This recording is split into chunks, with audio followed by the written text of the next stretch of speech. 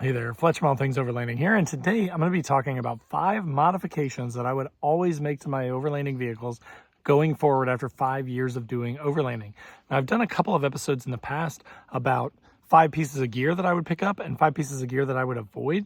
This episode is going to be specifically about vehicle modifications that I would do again versus vehicle modifications that I would not. So again, similar idea, but different kind of topic. So if you want to hear more about the 5 things that I would always change about my vehicles, stay tuned.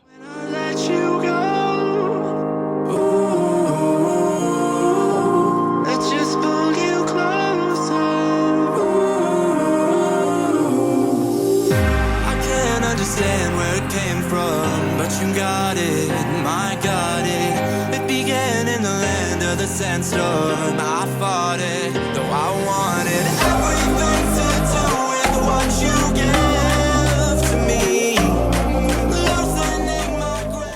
All right, guys, so as I mentioned in the intro today, I'm talking about the 5 modifications that I would always make to my vehicles going forward. Now, I'm sitting in front of my 2023 Nissan Frontier, and I love this truck. It's been great. I've had multiple Nissan trucks in the past, and they've always been super reliable. However, the one that I had before had about 218,000 miles on it. It was an 08, so it was about 16 years old at this point, and it was just starting to show its age a little bit. It was super capable and extremely modified, but part of that made it not very reliable for overlanding. So I wanted something that was less modified and more capable. So I wanted something that was slightly less capable, but also more reliable than my old truck, which is why I picked up this 2023 Nissan Frontier Pro 4X. Now, again, I'm going to walk you through the modifications. This will have nothing to do with the vehicle specifically, though. So whether you drive a Toyota 4Runner or Tacoma, whether you drive a Jeep Cherokee or Gladiator, it doesn't matter. These are just general vehicle modifications that I would recommend based on my experience. Again, I'm sure that everyone will have their own opinions. Post up in the comments down below. And if you're not already subscribed to the channel and you like this overlanding content, definitely click that subscribe button, click the bell to be notified when new videos drop, and click the like button if you enjoy the video. Now, if you're listening on the podcast, thank you so much. Add it to your favorites and make sure to leave a 5-star review. That helps a ton, and it makes sure that this content gets out to more people. So let's start with number 1 modification that I would do, and these are in no particular order, but I wanted to talk about diff breathers. Now, if you have a vehicle that comes from the factory with both diffs, already having extended breathers on it, good for you. I come from the Nissan world where the front diffs are already vented. You don't have to worry about them. But on the rear diffs of the old Xteras, the old Frontiers, and the new Frontiers, they have a really kind of crappy diff breather on the top of the axle. And if you go through a deep spot of water, you could suck water into your axle, which could fry out a bunch of stuff in your rear axle. So a really inexpensive, really cheap modification that you can do to ensure that your vehicle runs as long as possible is rear diff breathers. So I'll put a link in the description down below to the ones that I bought specifically for my truck, but there are a ton of universal options, including the ARB, which is what I'm running in this truck. It's about $80, I think, if I remember right. And it comes with a number of different sort of nipples to attach to that rear diff breather to basically extend it. And what it does, though, is, again, think of your axle as a sort of sealed enclosure for all the diff fluid and things like that inside of your axle. When you go through deep water crossings, if that breather on top of the axle gets submerged in water and it's no longer, above the water line, it's possible that it could suck water and grit and dirt and stuff like that into your axle, which then is going to destroy that lubrication in there. It's going to destroy your axle seals, just a number of different things. So one of the easiest, cheapest things you can do to protect that and protect your investment in your vehicle is to do a rear diff breather. Basically, this puts a tube on that diff breather and relocates it up to about your tail lights is typically what people do, so that it allows it to be above that water line. So unless you literally go to the point where your tail light is below the water, you're still going to be protected, you're still going to be covered, and you don't have to worry about grit and dirt and water getting into your axle and potentially fouling out a bunch of expensive parts.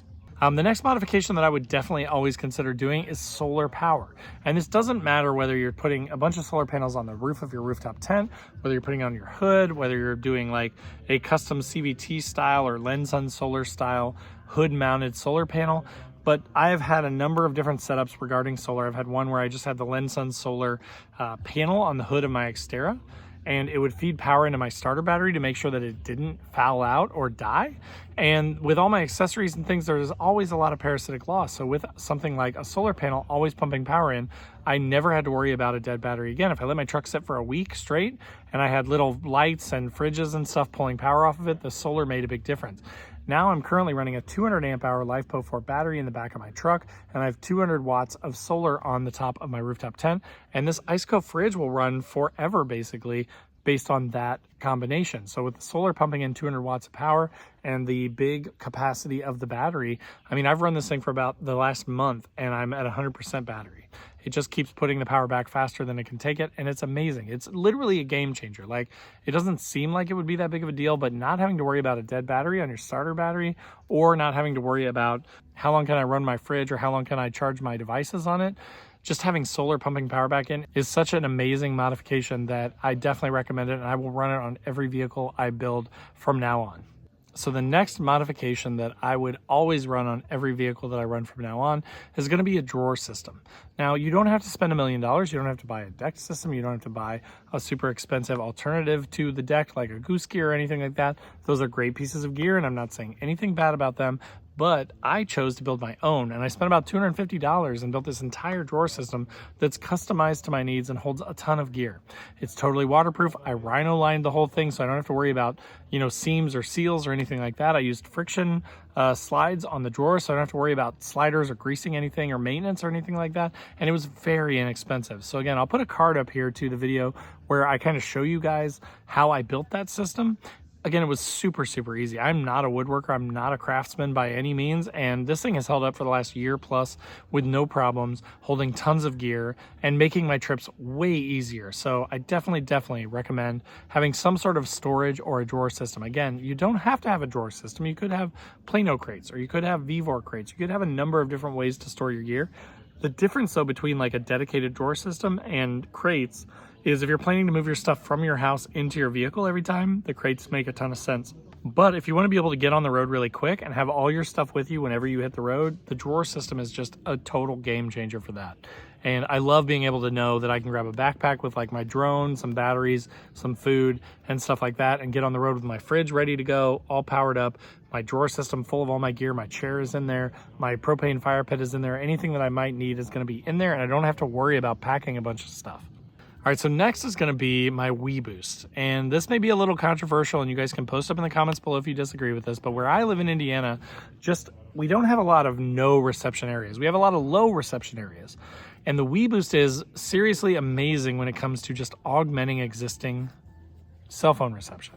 So if I'm out here and I need to get in touch with my wife, I need to drop a text message, or I need to Google something, or I need to send something to my kids, with the WEBoost, I can go from 1 bar to 2 or 3 bars. So again, it's not a magic bullet. It's not going to magically make your trips amazingly better. It's not going to fix your cell phone reception issues. But if you have a little bit of reception and you need to get it to enough reception to send a text message, it will do it. And it literally changes. Like coming down here, I'm in Hoosier National Forest right now. I'm camping, and I've been here a million times. And I've had multiple times where I'm down here and I just can't even get a text through to my wife to be like, hey, I made it to camp.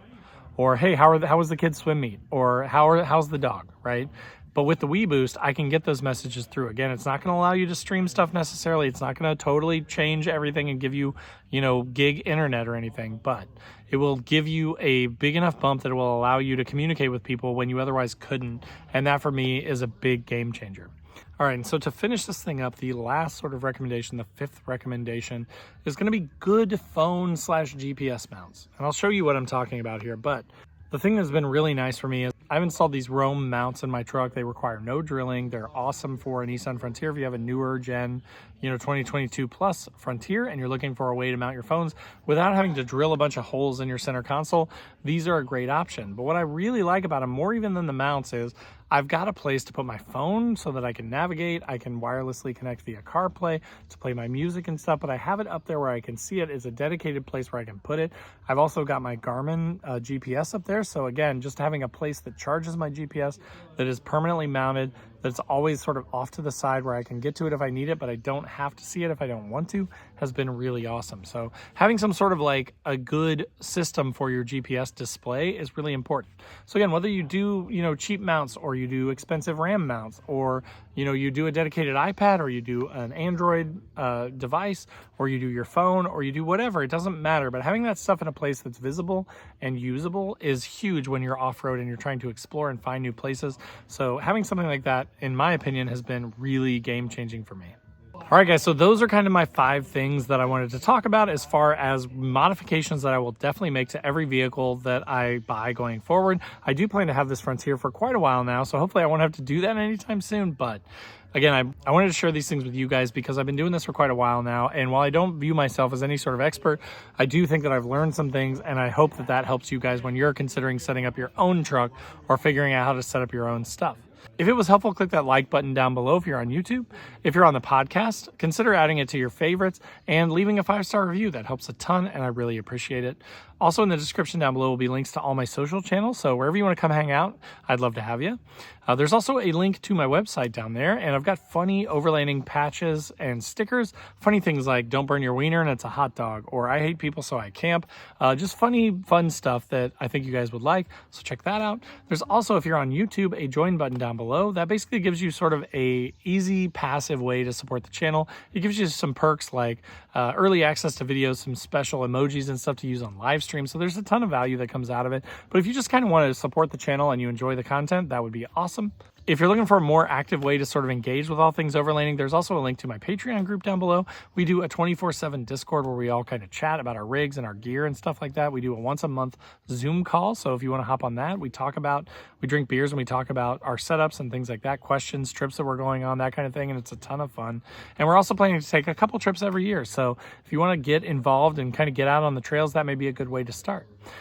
Also down below will be a link to the Newbie Overlanders Facebook page. Totally free to join, tons of awesome members. So if you're looking for a place that isn't kind of spoiled like a lot of the larger overlanding groups, that may be a good place to start, and we'd love to have you. So again, thanks so much for watching, thanks for listening, and we'll see you next time.